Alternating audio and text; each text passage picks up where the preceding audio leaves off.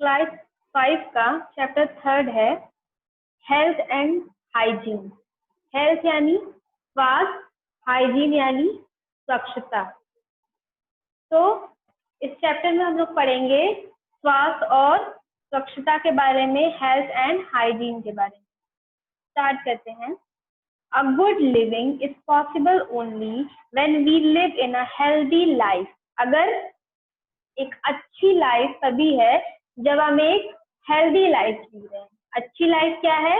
जो हेल्दी हो, जैसे हमारा जो स्वास्थ्य है वो अच्छा हो। A healthy life is possible when we remain physically fit and free from any disease. और हेल्दी लाइफ तभी पॉसिबल है जब हम किसी भी बीमारी से दूर रहें, हमारे जो हाइजीन है वो अच्छा रहे और हेल्थ जो है वो हमारी अच्छी रहे। Hygiene is an essential component of healthy living and preventing disease. और हाइजीन ही हमें दूसरी बीमारियों से और स्वस्थ रहने में मदद करता है और बीमारियों से बचाता है। तो अगर हमारा हाइजीन अच्छा होगा, हम स्वच्छ रहेंगे, तो हमारी जो स्वास्थ्य है, हेल्थ है, वो भी अच्छी रहेगी, डिजीजेज हमें नहीं लगेंगे। अब हेल्दी फूड के बारे में देखते हैं। हेल्दी फूड क्या है? The term health refers to the state of complete physical and mental wellbeing. और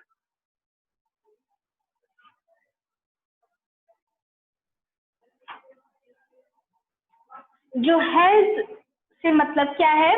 complete physical and mental wellbeing. Health का मतलब सिर्फ यही नहीं है कि हमारी सिर्फ बॉडी ही अच्छी हो, हमारा माइंड भी अच्छा होना चाहिए। बॉडी पार्ट्स में जो माइंड सबसे मेन होता है वो भी बहुत सही चलना चाहिए, तभी हम अपनी हेल्थ को अच्छा कह सकते हैं।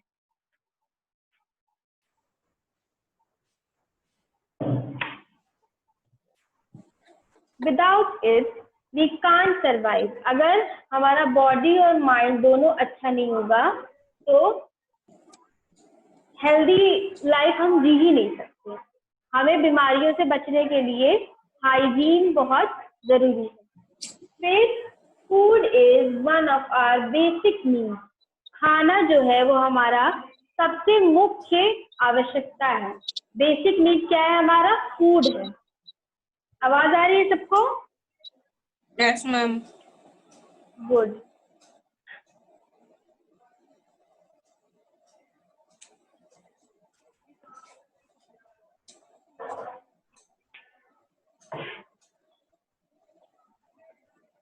Without it we can't survive. खाने के बिना हम लोग सर्वाइव नहीं कर सकते। Food contains nutrients which are the building materials of our body and provide us energy.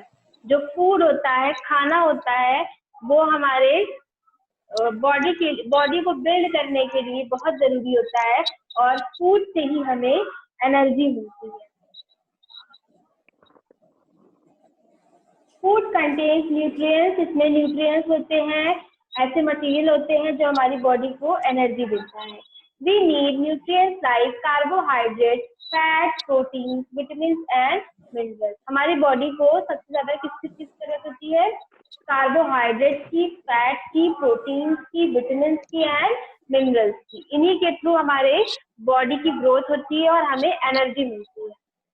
और ये हमको कहाँ से प्राप्त होता है? फूड से, खाने से। We also need water and roughage in our diet. A diet that includes all the nutrients in their right proportion is called balanced. और सिर्फ खाना ही जरूरी नहीं है, खाने में एकदम बैलेंस डाइट होनी चाहिए। जैसे उसमें कैसे बैलेंस डाइट होगी? जिसमें सारे मिनरल्स और विटामिन जो होते हैं वो खाने में बराबर मात्रा में होनी चाहिए। उसी को एक बैलेंस डाइट कहा जाएगा। और उसी बैलेंस डाइट की वजह से ही हमारी क्या हो बेटा? टाइम में भी खाना खाना चाहिए। हाँ। कार्बोहाइड्रेट। अब कार्बोहाइड्रेट देखिए, carbohydrate give energy to work and play. अब कार्बोहाइड्रेट क्या किस चीज के लिए एनर्जी देता है? Work and play. अगर एनर्जी नहीं रहेगी तो हम काम कैसे करेंगे, पढ़ाई कैसे करेंगे या फिर खेलेंगे कैसे? तो एनर्जी हमको किस चीज के लिए चाहिए? वॉक के लिए और खेलने के लिए। Carbohydrate can be stored by the body if eaten in excess. अगर हम लोग ज्यादा कार्बोहाइड्रेट खा लेंगे तो वो हमारे बॉडी में स्टोर हो जाएगा। It is stored in the form of fat. और वो किसका रूप ले लेगा? फैट का रूप ले लेगा। किसका रूप ले लेगा? फैट का। फैट का। अगर कोई भी चीज या कार्बोहाइड्रेट हम एक्स्ट्रा खा लेंगे तो वो एक जगह पे बॉडी में स्टोर हो जाएगा। Carbohydrate can be obtained from potato, rice, bread, cereals, sugar, fruit etcetera. इन सभी चीजों से हमें कार्बोहाइड्रेट प्राप्त होते हैं। अब फैट, जिसको वसा भी कहते हैं, फैट क्या होता है? Food that contains fat give us heat and energy. तो जिन खानों में फैट होता है वो खाना हमें क्या देता है? एनर्जी देता है, हीट देता है, हमारी बॉडी को गर्म रखता है और एनर्जी देता है। They give us energy but more than that given by carbohydrate। अब ये फैट जो है वो कार्बोहाइड्रेट से ज्यादा एनर्जी देता है। Fats and carbohydrates together are known as energy giving food। अब कार्बोहाइड्रेट और फैट को अगर मिला दिया जाए तो ये क्या देता है? इनको क्या कहा जाता है? एनर्जी गिविंग फूड कहा जाता है। कार्बोहाइड्रेट और फैट मिलकर एक एनर्जी गिविंग फूड एनर्जी देते हैं। The sources of fat include butter, meat, cheese, vegetable oil, nuts, meat, milk, cream and ghee। ये सारी चीजों से हमको फैट प्राप्त होता है। कौन कौन सी चीजें बताइए? फैट हमको कहाँ कहाँ से प्राप्त होता है? मैम चीज, मीट, बटर, मिल्क, घी और एग। तो हमें बटर, मीट, चीज, vegetable oil, nuts, milk, cream और घी से फैट प्राप्त होता है। नेक्स्ट देखते हैं प्रोटीन। प्रोटीन क्या है? Proteins are the body building nutrients. Body building यानी कि बॉडी को डेवलप होने में प्रोटीन बहुत हेल्प करता है।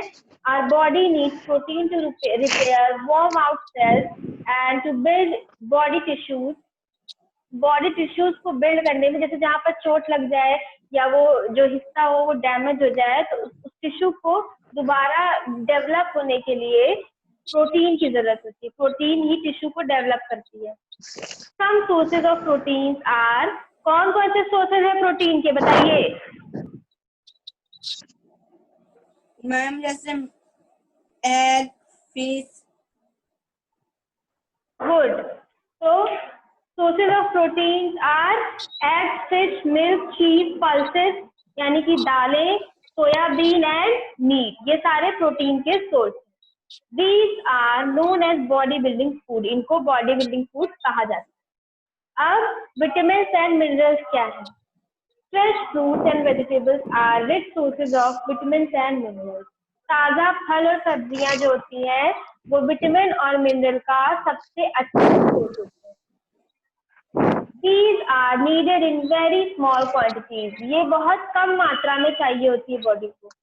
If the body does not get them in sufficient quantity, it may cause many diseases। अब जो विटामिन और मिनरल होता है वो बॉडी को कम मात्रा में चाहिए होता है, लेकिन बहुत जरूरी होता है कि वो मिले। अगर टाइम पर नहीं मिलता है मिनरल और न्यूट्रिएंट्स तो बॉडी बहुत सारे डिजीजेस से ग्रस्त हो जाती है। तो डिजीजेस से, बीमारियों से बचने के लिए विटामिन मिनरल बॉडी में जाना बहुत जरूरी है। Some important vitamins and minerals with their sources, functions and deficiency diseases are described in following table। अब आपके बुक में पेज नंबर 19 पर ये जो टेबल है इसमें विटामिन और उनकी कहाँ कहाँ पर वो प्राप्त होता है और उनकी क्या क्या फंक्शंस है, और अगर ना प्राप्त हो तो क्या क्या बीमारियां होती हैं वो भी दिया हुआ है। देखिए विटामिन ए कई चीजों में यहाँ पे बोलिए। मैम बोलो बोलो। मैम मेरे पास बुक नहीं है इसलिए मैम बुक थोड़ा पास कर दीजिए, हम उसका स्क्रीनशॉट ले लें। बेटा आपको स्क्रीनशॉट व्हाट्सएप पे प्रोवाइड करा दिया जाएगा, ओके, अच्छे से, तो आप उसको ले Yes. लीजिएगा। आपका नंबर तो होगा ना स्कूल में, ग्रुप में? Yes, ma'am. है। हाँ, तो आपके ग्रुप पे या फिर किसी फ्रेंड से, आप लोग में से कोई भी अगर कांटेक्ट में हो तो आप उनको सेंड कर दीजिए, वरना स्कूल से आपको प्रोवाइड होगा। हाँ बोलिए। मैम मेरे पास चैप्टर 1 भेज दीजिएगा ईवीएस का। चैप्टर 1 भी नहीं है? नो मैम, उस दिन क्लास नहीं हो रही थी ना मैम, कुछ दिन तक। नहीं, क्लास बेटा रेगुलर हुई है, ईवीएस की ना। यस मैम, चैप्टर 1 भेज दीजिएगा, चैप्टर 2 मेरे पास है। चलो ओके, आपको मिल जाएगा। ठीक, थैंक यू मैम। तो विटामिन ए की कमी से नाइट ब्लाइंडनेस होती है। विटामिन बी की डिफिशियंसी से कौन सा होता है? बेरी रोग होता है। ये सारे डिजीजेस के नाम है, बीमारियों के नाम है। विटामिन सी से क्या होता है? अगर सी विटामिन नहीं मिलता है तो स्कर्वी रोग हो जाता है, ये भी एक तरह की डिजीज है। और डी की कमी से क्या होता है? रिकेटस हो जाता है, ये भी डिजीज है। आयोडीन की कमी से गोइत्री नाम का डिजीज हो जाता है। अब नेक्स्ट देखते हैं एक्सरसाइज यानी कि कसरत या व्यायाम। Exercise is necessary to keep our body in good health and shape. Exercise हमारी बॉडी को अच्छे शेप और हेल्थ में रखने के लिए बहुत इंपॉर्टेंट होता है। Young children need to exercise more so that their bodies can grow more and develop properly. बच्चों को, आप लोगों को एक्सरसाइज करना बहुत जरूरी है ताकि आपकी जो बॉडी की ग्रोथ है वो बहुत अच्छे से हो। Exercise uses the muscles of the body. सारी जो बॉडी की मसल्स होती हैं वो एक्सरसाइज में यूज होती हैं। इट इम्प्रूव्स ब्रीदिंग, सांस लेने में हेल्प करता है, blood circulation, digestion and makes muscles strong. ये सारी क्रियाएं एक्सरसाइज के थ्रू होती हैं। Playing outdoor games and doing yoga are good ways of keeping the body fit. और गेम खेलना, बाहर जाकर और योगा करना बहुत इंपॉर्टेंट होता है बॉडी को फिट रखने के लिए। रेस्ट, आराम करना। We need proper rest to restore our vigour and energy. While we sleep, our body gets time to repair its own cells and tissues. सोना और रेस्ट करना बहुत इंपॉर्टेंट है बॉडी के लिए। और अगर हम सोएंगे, सोते समय जब बॉडी पूरी रेस्ट करती है तो बहुत सारे ऐसे सेल्स होते हैं, बहुत सारी ऐसी चीजें होती है जो बॉडी में ग्रोथ करती है, डेवलप करती है। तो इसीलिए रेस्ट करना बहुत अच्छा है, बहुत जरूरी है। We feel refresh after a good sleep. अगर हम सो कर उठते हैं, बहुत माइंड में टेंशन है या बहुत प्रॉब्लम है, तो अगर सो जाते हैं शांति से, तो जब सो कर उठते हैं तो बहुत फ्रेश सा फील होता है। Sleeping allows our body to rest and makes us ready for the next day. It keeps our body and mind healthy. अगर अच्छे से रात में नींद ले लेंगे तो अगले दिन के लिए जो बॉडी होती है वो बहुत फ्रेश होती है और माइंड भी अच्छा होता है। हाइजीन, स्वच्छता या साफ सफाई। Hygiene is the science of cleanliness whose aim is to preserve health and prevent the spreading of disease. अब हाइजीन जो होता है वो बीमारियों को दूर रखने के लिए और अच्छे स्वास्थ्य के लिए बहुत इंपॉर्टेंट है। साफ सफाई बहुत जरूरी है body. Yes ma'am. It is an essential component of health living. Healthy and hygiene is closely related to eat and unhygienic conditions often had to spread the disease. Some of the ways to maintain hygiene are, अब देखिए, स्वस्थ रहने के लिए साफ सुथरा रहना बहुत जरूरी होता है और हाइजीन को मेंटेन करने के कुछ तरीके बताए गए हैं, वो देखते हैं हम लोग। जैसे कि ये पहला है, we must clean our body. हमें सोप से या वाटर से अपने बॉडी को वॉश करना चाहिए, यानी कि बाथ लेनी चाहिए, हमेशा डेली समय समय पर नहाना चाहिए। We must wash our hands thoroughly. हमें अपने हाथों को बहुत अच्छे से साबुन से धोना चाहिए। आज के समय में जो पैंडेमिक फैला हुआ है उसके अकॉर्डिंग भी और वैसे भी हमें अपने हाथों को हमेशा साफ रखना चाहिए और बॉडी को रेगुलर बाथ लेनी चाहिए, डेली नहाना चाहिए। समझ रहे हैं? Yes ma'am. सारी बीमारियों को दूर रखने का सबसे अच्छा तरीका है हाइजीन। फिर ब्रश, सुबह उठकर हमें अपने टीथ को ब्रश करना चाहिए। और kitchen, Our kitchen should be well lighted and ventilated. और हमारा जो फूड सोर्स ऑफ लिविंग, जो हमारा खाना है जहाँ पे तैयार होता है, वो कौन सी जगह है? हमारा किचन। तो किचन में हाइजीन का स्पेशल ध्यान रखना चाहिए, वहाँ पे लाइट का सोर्स और वेंटिलेशन बहुत अच्छा होना चाहिए। उसी तरह से जहाँ पर हम सोते हैं, जहाँ पर हम रहते हैं, हमारा घर, बेडरूम, वो सब एकदम क्लीन होना चाहिए। अगर कोई नहीं कर रहा है तो हमें खुद से अपना जो बेड है और जो कमरा है सबको तैयार और स्वच्छ रखना चाहिए, उसको गंदगी नहीं फैलानी चाहिए। Yes, अब डिजीज देखते हैं, डिजीज क्या है? A disease can be defined as the condition of abnormal function of a part of the body or the whole body. अब डिजीज क्या होती है? जब किसी बॉडी का कोई एक पार्ट या पूरी बॉडी ही ठीक से काम ना करे, या उसमें पेन हो, या ठीक से वो वर्क ना करे, तो समझ लीजिए कि कोई डिजीज है, बीमारी है। There are different reasons to occurrence of disease like deficiency of some nutrients in diet or impairment of normal functioning of the body parts. और डिजीज के बहुत सारे कारण होते हैं, विटामिन मिनरल ना मिलने से या किसी दूसरी वजह से हमारी बॉडी में कोई डिजीज आ जाती है। The word disease comprises two words, dis and ease, means not comfortable. तो डिजीज का मतलब ही होता है डिस ईज, यानी कि नॉट कंफर्टेबल। जब कोई बीमारी होती है तो इंसान कंफर्टेबल बिल्कुल नहीं रहता। जरा सा भी बुखार या जुकाम या कुछ भी होता है बॉडी में तो कोई इंसान कंफर्टेबल फील नहीं करता है, वो हमेशा रेस्टलेस रहेगा। डिफिशियंसी और the lack of particular mineral और vitamin in the body also cause diseases. They are called deficiency diseases. Generally, diseases are of two types, non-communicable और communicable. तो किसी विटामिन मिनरल का लेक अगर बॉडी में हो गया, विटामिन मिनरल कमी हो गई बॉडी में, तब भी कोई डिजीज हो जाती है। और डिजीज दो तरह की होती है, कौन कौन सी? नॉन कम्युनेबल डिजीज और कम्युनेबल डिजीज। अब ये कौन कौन सी? नॉन कम्युनेबल डिजीज क्या होता है? Diseases that cannot pass from one person to another are called non-communicable और non-contagious disease. जो डिजीजेज जो होती हैं वो एक इंसान से दूसरे इंसान, जैसे कोविड-19 है तो एक व्यक्ति से दूसरे व्यक्ति में जा रहा है ना, तो उसको हम नॉन कम्युनिकेबल डिजीज नहीं कहेंगे। लेकिन ऐसी बीमारी जो एक से दूसरे व्यक्ति में नहीं जाती है उसको नॉन कम्युनिकेबल डिजीज कहते हैं। For example anaemia, cancer, scurvy, rickets and beriberi, ये जो सारे रोग हैं ये सारे नॉन कंटेजियस है, ये छूने से नहीं फैलते, एक दूसरे से नहीं फैलते। In fact, many of these diseases occur due to deficiency of nutrients in one's diet and are called deficiency diseases. और कुछ ऐसी डिजीज हैं इनमें से जो मिनरल्स की कमी से होती है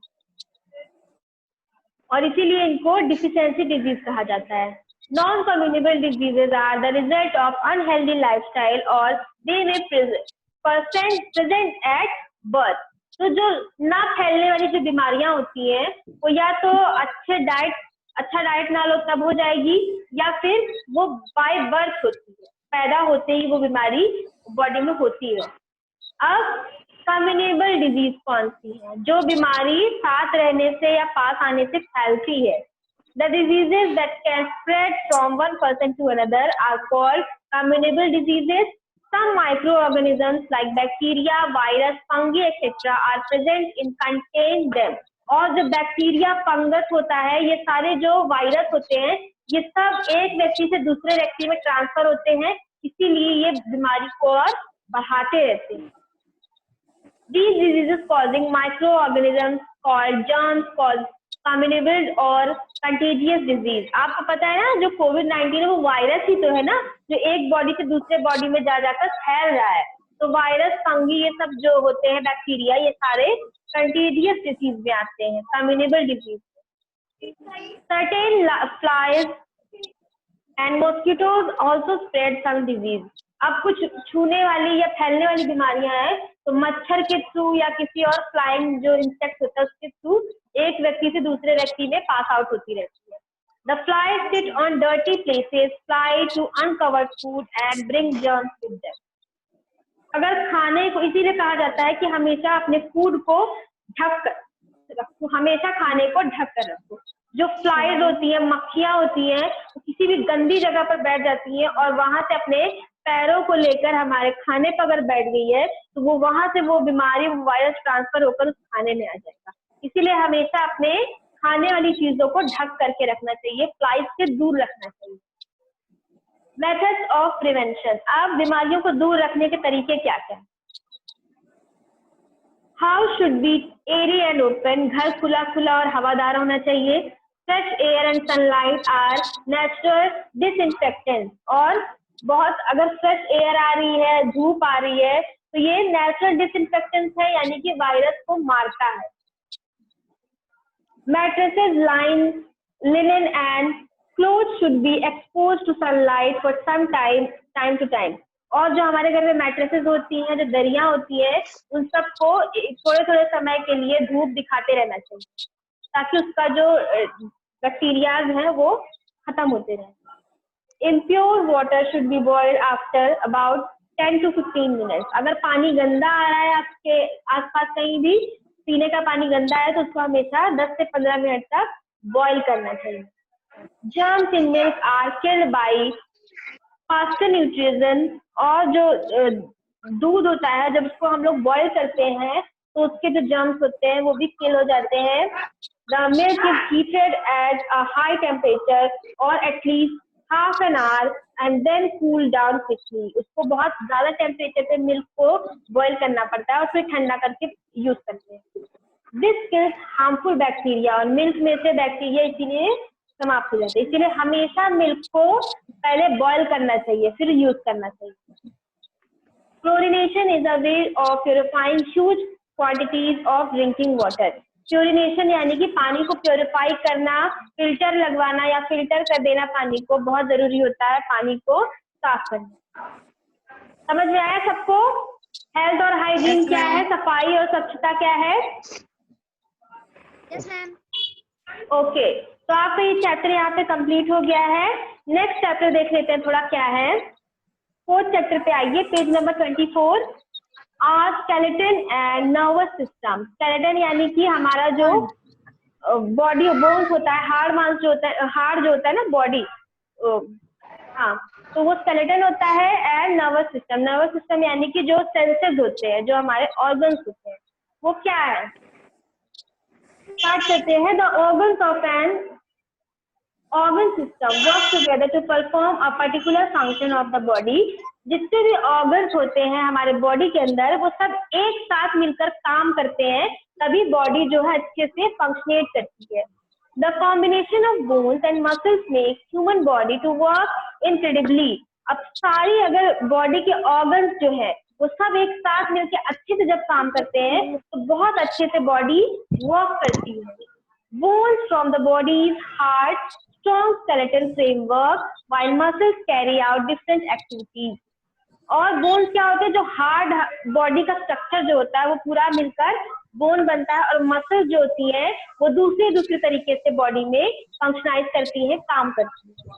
the nervous system is the bodies internal communication network. जो नर्वस सिस्टम होता है वो बॉडी के अंदर से कम्युनिकेशन सिस्टम का काम करता है।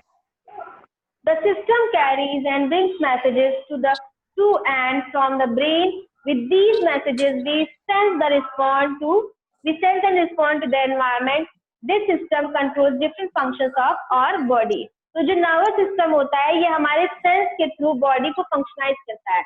जब कोई भी बॉडी में क्रिया या कुछ भी चोट लगती है या कुछ भी करते हैं, सबसे पहले हमारे वो ब्रेन में जाता है, फिर ब्रेन पूरे बॉडी पार्ट को सिग्नल देता है, तब जाकर हमारी बॉडी जो है वो वर्क कर पाती है। अगर कोई भी व्यक्ति जो मेंटली डिसेबल रहता है या उसका मेंटली कंडीशन अच्छी नहीं होती है, तो आप देखेंगे कि उसके बॉडी के पार्ट्स जो होते हैं वो ठीक से काम नहीं करते। वो या तो बहुत बोलता रहेगा या तो कुछ एक ही काम करता रहेगा, तो हंसता रहेगा या तो सोता रहेगा, कोई एक ही काम, उसका बॉडी अच्छे से फंक्शनाइज नहीं होगा। इसलिए जब हमारी बॉडी जो सेंस ऑर्गन्स होते हैं वो सही से काम करते हैं, जो माइंड होता है वो सही से काम करता है, तो बॉडी जो है वो पूरी अच्छे से वर्क करती है। अब स्केलेटन सिस्टम क्या है? जो हार्ड होता है, वो हड्डियां, जो बोन्स का जो एक ढांचा होता है, स्केलेटन है, वो क्या है? The skeleton system is the framework of bones, also called skeleton, and it supports our body. पूरा एक हड्डियों का ढांचा होता है, फ्रेमवर्क होता है जो हमारी बॉडी को सपोर्ट देता है। The following picture shows there are 206 bone in an adult human skeleton। एक वयस्क व्यक्ति, एक अडल्ट व्यक्ति के अंदर कितनी बोन्स होती है? 206 बोन्स होती है। कितनी होती है? 206। The following picture shows the different parts of the human skeleton। आपके ये पिक्चर 24 पेज नंबर पे कई सारी पिक्चर्स दी हुई है स्केलेटन की, जो आपको अलग अलग पार्ट दिखा रही हैं। सबसे पहला पार्ट है स्कल, यानी कि जो सर होता है, खोपड़ी। The skull protect the brain. Brain बहुत सॉफ्ट पार्ट होता है बॉडी सर का, तो उसको प्रोटेक्ट करने के लिए एक हार्ड जो चीज होती है वो हमारा स्कल होता है। The skull of an adult human being generally contain 22 bones. Skull में एक अडल्ट के कितने बोन्स होते हैं? 22 बोन्स होते हैं। All bones in the skull are fixed except the lower jaw। जो लोअर जॉ होती है, जो नीचे का जो जॉ होता है, यही सिर्फ फिक्स नहीं होता है, बाकी पूरा जो स्कल होता है, जो पूरा सर का बोन होता है, वो फिक्स है। सिर्फ मूव क्या कर पाते हैं हम अपना? लोअर जॉ, जो नीचे का जॉ है, सिर्फ यही पूरे खोपड़ी के अंदर ऐसा बोन होता है जो मूव कर पाता है। समझ रहे हो ना? Yes, ma'am. The movable jaws enable us to talk and eat। अगर ये मूव नहीं करेगा तो खाएंगे और बोलेंगे कैसे? तो इसलिए खाने के लिए और बोलने के लिए ये मूव करना बहुत जरूरी है। The upper and the lower jaw have teeth। अब दोनों जॉ के ऊपर टीथ होते हैं ना, दांत होते हैं। Teeth help us in biting and chewing food। और दांत हमारा खाना खाने के लिए और चबाने के लिए हेल्प करते हैं। फिर रिब केज। रिब केज क्या है? Ribs form of bones around the chest. Ribs जो होती है वो चेस्ट से जुड़ी होती है, रिब केज। और चेस्ट में ही जो रिब होता है वो उसको रिब केज कहा जाता है। The cage protects our heart and lungs. और वही केज, वही रिब जो होता है वो हमारे हार्ट को प्रोटेक्ट करता है। हार्ट हमारे बॉडी का सबसे मेन पार्ट है जिसकी वजह से हम जीवित हैं, तो उसको प्रोटेक्ट करना बहुत जरूरी होता है। तो हार्ट को प्रोटेक्ट कौन करता है? रिब करता है, हार्ट और लंग्स को। We have 12 pair of ribs. और रिब्स के कितने जोड़े होते हैं? 12 जोड़े होते हैं, 12 पेयर्स होते हैं। A long bone at the centre of the chest called sternum. और जो सेंटर चेस्ट के बीचों बीच जो बोन होती है लंबी, उसको स्टर्नम कहा गया है। Hold the ribs in the front. और जो बीच का जो बोन होता है वो आगे से रिब्स को पकड़ कर रखता है, रिब्स को होल्ड करता है। The ribs are also attach to the backbone. अब हमारी जो रीढ़ की हड्डी होती है, जो पीछे की पूरी बैकबोन होती है, उससे भी जो रिब्स होती है वो अटैच होती है। However, the last 2 pairs of ribs are not attached to the sternum and so are called floating ribs। और जो लास्ट का जो पार्ट होता है, जो लास्ट की जो रिब्स होती है, रिब्स ऐसे ऐसे होती है ना, तो जो लास्ट की रिब होती है वो स्टर्नम से कनेक्ट नहीं होती है, इसीलिए उसको क्या कहा गया है? फ्लोटिंग रिब कहा गया है, क्योंकि वो कनेक्ट नहीं है, वो थोड़ी सी खुली हुई है। बैकबोन। बैकबोन क्या है? The backbone protect the spinal cord. Spinal cord को प्रोटेक्ट करने के लिए बैकबोन होती है। It is made a series of small bones called vertebrae. Vertebrae करके छोटी छोटी बोन्स होती है, जिनके ऊपर एक के ऊपर एक लंबी पूरी बोन होती है, जिसको बैकबोन कहा गया है। The backbone is also called the vertebral column। There are 33 vertebrae that make the backbone। 33 vertebrae मिलकर एक बैकबोन तैयार करती है। अब limbs क्या है? We have 2 pairs of limbs। The forelimbs जो आर्म्स के पास होता है and the hind limbs जो लेग्स के पास होता है। The thigh one of femur is the longest bone of the body। अब अगर आपसे पूछते हैं कि longest bone of the body कौन सी है, तो वो कौन सी है? फीमर। कौन सी? फीमर।